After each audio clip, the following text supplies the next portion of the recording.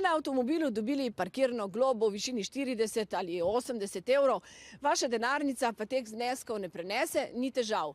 Odslej boste lahko kazen oddelali v župnijski kuhinji, domu upokojencev ali kaj podobnega. Tako bo mogoče oddelati vse globe, parkirne, cestno-prometne, inšpekcijske. Na novo možnost mora biti kršitelj opozorjen v odločbi, ki jo dobi na dom.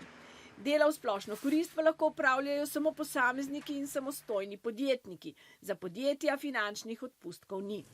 Travo v mestnem parku boste lahko kosili le iz naslova plačilnih nalogov in izrečenih glob.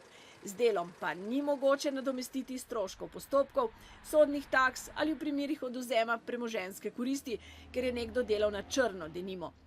Ustavno sodišče je razveljavilo tudi spodnjo mejo globe, ki jo je kršitev lahko nadomestil s koristnimi deli, 300 evrov. Zdaj je mogoče oddelati vsak evro.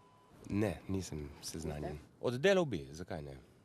Izbral bi drugo možnost, no. Ujeli so vas brez pasu. Bom plačal in to je to. Predlog za nadomestitev globe z družbeno koristnim delom je potrebno vložiti tja, kjer so vas oglobili, na občino, na policijo in tako naprej. To je čisto navaden dopis, v katerem pač kršitelj predlaga družbeno koristno delo. Mi bomo zadevo odstopili v reševanje sodišču.